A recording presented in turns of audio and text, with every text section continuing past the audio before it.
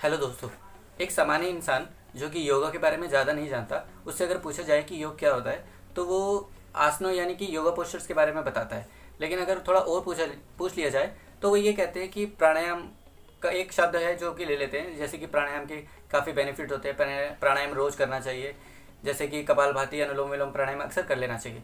लेकिन मैं आपसे जानना चाहता हूँ कि क्या आप लोगों को ये पता है कि प्राणायाम करने के लिए हमें कुछ नियमों का पालन भी करना पड़ता है। अगर उन नियमों का पालन ना किया जाए तो आपको प्राणायाम के बेनिफिट से ज़्यादा उसके हानियाँ ही मिलेंगी। जैसे कि कुछ लोग पूछते हैं कि प्राणायाम करने के लिए हमें किस तरह बैठना चाहिए, तो अगर मैं ग्रंथों के हिसाब से बताऊं तो पद्मासन, सुखासन या वज्रासन में हमें बैठना चाहिए। लेकिन किसी किसी की शारीरिक क्षमता ना उसका साथ नहीं देती है, तो वो लोग प्राणायाम करने के लिए ठीक से बैठ नहीं पाते, क्योंकि उनके घुटने में दिक्कत होती है या तो अक्सर बैक पेन के उनको शिकार रहते हैं। लेकिन मैं उनको बताना चाहता हूँ कि प्राणायाम करने के लिए ज़रूरी नहीं है कि आपको इन पद्मासन, सुखासन और वज्रासन में बैठा ही जाए। आप किसी कुर्सी पर भी बैठ सकते हैं, बशर्ते आपकी कमर गर्दन सीधी हो। अगर आप कमर गर्दन सीधी रख के सामने देखते हुए अगर आप बैठते हैं और उसके बाद प्राणायाम का अभ्यास करते हैं तो मैं समझता हूँ कि आपको उतना ही बेनिफिट मिलेगा जितना कि आपको पद्मासन लगाने से मिलेगा। लेकिन ये चीज़ें आपको रेगुलर करनी होती है। ऐसा नहीं कि आप आज कर रहे हैं, कल प्राणायाम को छोड़ दिए, परसों कर रहे हैं, इस तरह से नहीं चलेगा। अगर आपको सच में प्राणायाम का बेनिफिट चाहिए तो आपको कंटिन्यूसली रेगुलर चाहिए उस चीज़ को करना। प्राणायाम करने से पहले ना आपकी आंखों के पलकों पर भारीपन नहीं होना चाहिए। आंखें जो होती है ना वो कोमलता से बंद रहनी चाहिए, और चेहरे पे हल्की सी अगर मुस्कान रखेंगे तो ज़्यादा अच्छा रहेगा। और एक अगला नियम ये रहता है कि प्राणायाम करने से पहले आपको शारीरिक और मानसिक रूप से स्वस्थ होना चाहिए। अब आपके मन में ये प्रश्न उठ जाएगा कि अगर हम शारीरिक और मानसिक रूप से स्वस्थ होंगे तो हमें प्राणायाम करना ही क्यों है। शारीरिक और मानसिक रूप से स्वस्थता का मतलब यहाँ पर ये है कि आपको ना शरीर में कहीं ज़्यादा दर्द ना हो रहा हो। अगर आपको शरीर में दर्द हो रहा है, शारीरिक रूप से अगर आप पेनफुल महसूस कर रहे हैं, तो मुझे लगता है कि प्राणायाम पर आपका ध्यान न जाकर आपका दर्द पे ही ध्यान रहेगा। प्राणायाम में तो आपको ध्यान लगाना है अपने श्वासों पर, और आपको दर्द हो रहा है तो आप शरीर की ओर ध्यान देंगे ना, ऑब्वियसली। लेकिन आपको शारीरिक रूप से स्वस्थ का मतलब है कि दर्द ना हो। दूसरी चीज़ है मानसिक रूप से स्वस्थ। मानसिक रूप से ये इसका मतलब ये नहीं कि आप डिप्रेशन वगैरह में हैं, ऐसा कुछ नहीं।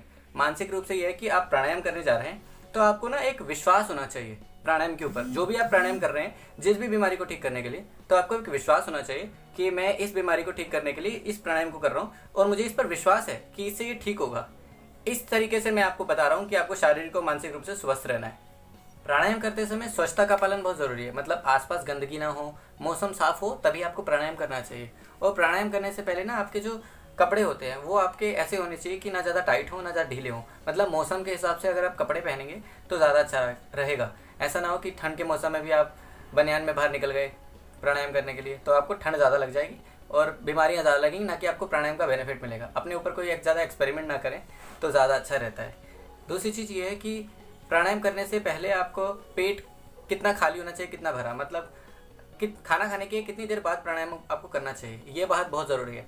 तो मैं बता दूं कि प्राणायाम करने के लिए कम से कम 3 घंटे तक आपका पेट खाली होना चाहिए। आप हल्का फुल्का कुछ ले सकते हैं स्नैक्स में, लेकिन आपका पेट ज़्यादातर खाली रहना चाहिए। इससे आपको प्राणायाम का बेनिफिट मिलेगा। अगर आप खाना खाते तुरंत बाद प्राणायाम कर रहे हैं तो इससे आपको नुकसान होगा, ना कि फ़ायदा मिलेगा। देखो दोस्तों, ये बात हम सभी लोग जानते हैं कि प्राणायाम का संबंध कहीं ना कहीं रेस्पिरेटरी सिस्टम से भी है, जो कि नॉस्ट्रल से जुड़ा हुआ है। लेकिन हमारे मन में कभी कभी प्रश्न उठता है कि हम लोगों को प्राणायाम करते समय नाक से सांस लेना है या फिर मुंह से सांस लेना है। क्योंकि कुछ प्राणायाम हैं जो कि नाक से सांस लेने के लिए होते हैं, और कुछ प्राणायाम होते हैं जिनका अभ्यास हम मुंह से सांस लेकर करते हैं। तो आप इस पर डिपेंड करता है कि आप कौन सा प्राणायाम कर रहे हैं। जैसे आप शीतली और शतकारी प्राणायाम कर रहे हैं तो आपको मुँह से सांस लेना होता है, और अगर आप सूर्यभेदी, अनुलोम विलोम, चंद्रभेदी प्राणायाम कर रहे हैं या भस्त्रिका प्राणायाम कर रहे हैं तो आपको नाक से सांस लेना होता है। इस बात का हमेशा ध्यान रखना है। ऐसा ना हो कि नाक सूर्यभेदी प्राणायाम करते समय आप मुंह से सांस ले रहे हैं और शीतली प्राणायाम करते समय आप नाक से सांस ले रहे हैं, तो इसमें कंफ्यूज नहीं होना है। आपको किसी एक योगा इंस्ट्रक्टर से सलाह ले लेनी चाहिए कि आपको जो बीमारी है उसके हिसाब से आपको कौन सा प्राणायाम करना चाहिए। ऐसा करने पर आपको बेनिफिट ज़्यादा मिलेगा। और एक और बात है कि प्राणायाम करते समय ना आपका जो श्वास और प्रश्वास की गति होती है, इनहेल और एक्सेल की गति होती है, वो ना एक लय से चले, रिदमेटिकली चले। मतलब ऐसा ना हो कि बाद में बीच बीच में आपका श्वास टूट रहा है, ये गलत हो जाएगा। इसके लिए अगर कोई परेशानी होती है, आपसे नाक से सांस नहीं लिया जा रहा है, तो आप सबसे पहले सुबह सुबह में जल नीति का अभ्यास करें। जल नीति और सूत्र नीति का अगर अभ्यास करते हैं या रबड़ नीति का अभ्यास करते हैं तो आपको प्राणायाम करने में ज़्यादा लाभ मिलने वाला है। प्राणायाम करते समय आपको राइट हैंड का यूज़ करना है और राइट हैंड को नासिकाग्र मुद्रा बना लेना है, और जो दूसरा हाथ होगा उसको या तो चिन्ह मुद्रा या फिर ज्ञान मुद्रा में रखेंगे तो ज़्यादा अच्छा रहेगा आपके लिए। तो आशा करता हूँ कि आपको ये वीडियो पसंद आई होगी। मैं ललित शर्मा आपसे निवेदन करता हूँ कि हमारे चैनल को सब्सक्राइब करें, लाइक करें और शेयर करें। और अगर आप हमसे जुड़ना चाहते हैं तो आप www.yogicpanacea.com पर क्लिक कर सकते हैं और हमें फेसबुक और इंस्टाग्राम पर भी फॉलो कर सकते हैं। Thank you. अगर आपको कुछ पूछना हो तो कमेंट बॉक्स में ज़रूर बताएं।